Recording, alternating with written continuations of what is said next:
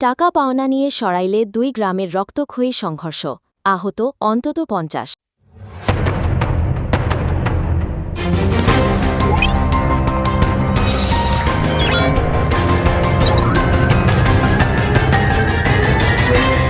ব্রাহ্মণবাড়িয়ার সরাইল উপজেলার অরুয়াইল ইউনিয়নের ধামাউড়া ও রানীদিয়া গ্রামের মধ্যে টাকা পাওনা সংক্রান্ত বিরোধকে কেন্দ্র করে তুমুল সংঘর্ষের ঘটনা ঘটেছে।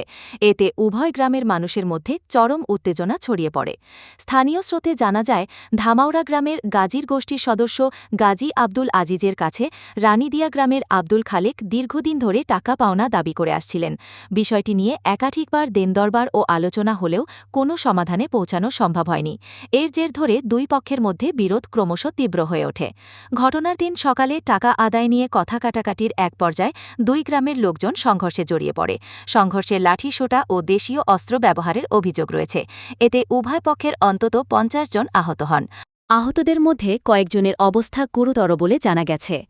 পরিস্থিতি নিয়ন্ত্রণে আনতে প্রথমে স্থানীয় গণ্যমান্য ব্যক্তিরা চেষ্টা চালালেও সংঘর্ষ আরও ছড়িয়ে পড়লে পুলিশ ও সেনাবাহিনীকে খবর দেওয়া হয়।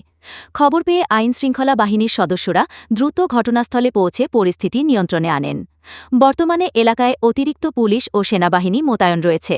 পরিস্থিতি এখন শান্ত থাকলেও এলাকায় থমথমে অবস্থা বিরাজ করছে।